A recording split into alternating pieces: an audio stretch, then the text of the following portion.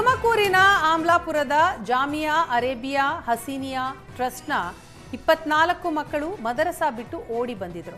ಮದರಸಾ ಮೌಲ್ವಿ ಕಿರುಕುಳ ನೀಡಿದ್ದಾರೆ ಅಂತ ಆರೋಪಿಸಿ ಬಿಹಾರ ಮೂಲದ 24 ಮಕ್ಕಳು ಮದರಸಾದಿಂದ ಓಡಿ ಹೋಗಿದ್ರು. ಬೆಂಗಳೂರು ರೈಲ್ವೆ ನಿಲ್ದಾಣದಲ್ಲಿ ಪತ್ತೆಯಾಗಿದ್ದ ಮಕ್ಕಳನ್ನ ರೈಲ್ವೆ ರಕ್ಷಣಾ ದಳ ರಕ್ಷಣೆ ಮಾಡಿದೆ. ಮಕ್ಕಳ ಕೈಯಲ್ಲಿ ಕಲ್ಲು ಹೊರಿಸ್ತಾ ಇದ್ರು, ಕೆಲಸ ಮಾಡಲು ನಿರಾಕರಿಸಿದ್ರೆ ದೈಹಿಕ ಹಿಂಸೆ ನೀಡ್ತಾ ಇದ್ರು, ಊಟ ನೀಡದೆ ಕಿರುಕುಳ ಕೊಡ್ತಾ ಇದ್ರು ಅಂತ ಆರೋಪಿಸಲಾಗಿದೆ. ಘಟನೆ ಸಂಬಂಧ ಮೌಲ್ವಿ ಮೌಲಾಲಿ ವಿರುದ್ಧ ತುಮಕೂರು ಗ್ರಾಮಾಂತರ ಪೊಲೀಸ್ ಠಾಣೆಯಲ್ಲಿ ಎಫ್ಐಆರ್ ದಾಖಲಾಗಿದೆ.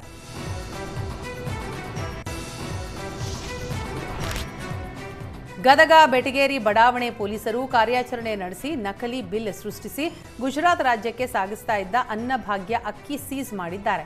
ತೊಂಟದಾರ್ಯ ಎಂಜಿನಿಯರಿಂಗ್ ಕಾಲೇಜು ಬಳಿ ಲಾರಿಯಲ್ಲಿ ಸಾಗಿಸಲಾಗ್ತಾ ಇದ್ದ 14 ಲಕ್ಷ ರೂಪಾಯಿ ಮೌಲ್ಯದ 34,720 ಕೆಜಿ ಅನ್ನಭಾಗ್ಯ ಅಕ್ಕಿ ವಶಪಡಿಸಿಕೊಳ್ಳಲಾಗಿದೆ. ವಿಜಯನಗರ ಜಿಲ್ಲೆ ಹೂವಿನ ಹಡಗಲಿಯಿಂದ ಇಳಕಲ್ ಮಾರ್ಗವಾಗಿ ಗುಜರಾತ್ಗೆ ಸಾಗಾಟಕ್ಕೆ ಯತ್ನಿಸಲಾಗ್ತಾ ಇತ್ತು. ಪೊಲೀಸರ ಕಣ್ಣಿಗೆ ಮಣ್ಣೆರಚಲು ನಕಲಿ ದಾಖಲೆ ಸೃಷ್ಟಿ ಮಾಡಿದ್ರು ಖದೀಮರು. ವಶಕ್ಕೆ ಪಡೆದ ಅಕ್ಕಿ ಮೂಟೆಗಳನ್ನು ಗೋಡೌನ್ಗೆ ರವಾನೆ ಮಾಡಲಾಗಿದೆ.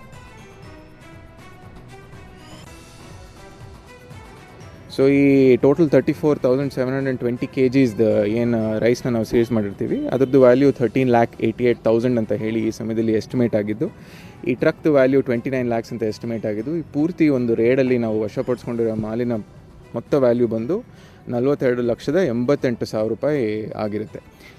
ಈ ಸಮಯದಲ್ಲಿ ನಮಗೆ ರೇಡ್ ಮಾಡಿದ ಸಂದರ್ಭದಲ್ಲಿ ಮೊದಲು ನಮಗೆ ಆರೋಪಿ ಸಿಕ್ಕಿದ್ದು ಯಾರು ಅಂತ ಹೇಳಿದೆ, ಈ ಟ್ರಕ್ಕಿನ ಚಾಲಕ ಆಗಿರ್ತಾನೆ. ಈ ಟ್ರಕ್ದು ಡೀಟೇಲ್ಸ್ನ ವೆರಿಫೈ ಮಾಡಿದ ಸಂದರ್ಭದಲ್ಲಿ ಈ ಟ್ರಕ್ ಮಧ್ಯಪ್ರದೇಶ್ಗೆ ಬಿಲಾಂಗ್ ಆಗೋ ಒಂದು ಟ್ರಕ್ ಆಗಿರುತ್ತೆ. ಆ ಟ್ರಕ್ಕಿನ ಯಾರು ಚಾಲಕ ಏನಿರ್ತಾನೆ ಅವನು ನಮಗೆ ಯಾವ ಮಾಹಿತಿ ಕೊಡ್ತಾನೆ ಅಂತ ಹೇಳಿದ್ರೆ, ಈತನಿಗೆ ಬಾಡಿಗೆ ಹೊಡಿಲಿಕ್ಕೆ ಕರೆಸ್ಕೊಂಡಿರ್ತಾರೆ ಅಂತ ಹೇಳ್ತಾನೆ. ಎಲ್ಲಿಂದ ನೀನು ಈ ಒಂದು ಜರ್ನಿನ ಪ್ರಾರಂಭ ಮಾಡಿದೆ ಅಂತ ಕೇಳಿದಾಗ ಅವನು ಹೇಳ್ತಾನೆ, ಹರಪನಹಳ್ಳಿ ಎಂಬ ಊರಲ್ಲಿ ಒಂದು ಫ್ಯಾಕ್ಟ್ರಿ ಹತ್ರ ಅವನು ಎತ್ಕೊಂಡ್ಬಂದಿದ್ದಾನೆ ಅಂತ ಹೇಳಿ ಅವನು ಮಾಹಿತಿ ಕೊಟ್ಟಿರ್ತಾನೆ. ಬಟ್ ಇದನ್ನು ವೆರಿಫೈ ಮಾಡಲಿಕ್ಕಾಗಿ ನಾವು ಈಗಾಗಲೇ ತಂಡನ ರಚನೆ ಮಾಡಿ ಅದನ್ನು ಕೂಡ ಚೆಕ್ ಮಾಡ್ತೀವಿ. ಮತ್ತು ನೀನು ಎಲ್ಲಿಗೆ ತೊಗೊಂಡು ಹೋಗ್ತಿದ್ಯಾ ಅಂತ ಹೇಳಿ ಕೇಳಿದಾಗ ಅವನು ಇದು. ವಿಜಯಪುರ ಜಿಲ್ಲೆಯ ಪೊಲೀಸರ ನಡೆ ರಾಜ್ಯಕ್ಕೆ ಮಾದರಿಯಾಗಿದೆ. ಆಸರೆ ಕಾರ್ಯಕ್ರಮದ ಅಡಿ ಸರ್ಕಾರಿ ಸೌಲಭ್ಯ ವಂಚಿತ 73 ಒಂಟಿ ವೃದ್ಧರಿಗೆ ಪೊಲೀಸರು ಮನೆಗೆ ಹೋಗಿ ತಾವೇ ಅರ್ಜಿ ತುಂಬಿ ಯೋಜನೆ ತಲುಪಿಸಿದ್ದಾರೆ. ವೃದ್ಧಾಪ್ಯ ವೇತನ, ವಿಧವಾ ವೇತನ, ವಿಕಲಚೇತನ ಪಿಂಚಣಿ, ಸಂಧ್ಯಾ ಸುರಕ್ಷಾ, ಭಾಗ್ಯ ಜ್ಯೋತಿ ಸೇರಿ ವೃದ್ಧೆಯರಿಗೆ ಉಚಿತ ಕಣ್ಣಿನ ಚಿಕಿತ್ಸೆಯನ್ನ ಕೊಡಿಸಿದ್ದಾರೆ.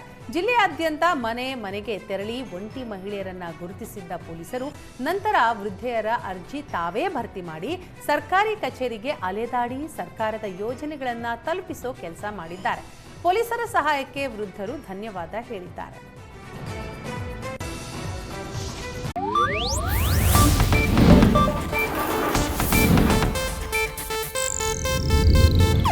ಇದು ಏಷ್ಯಾನೆಟ್ ನ್ಯೂಸ್ ನೆಟ್ವರ್ಕ್ ಪ್ರಸ್ತುತಿ.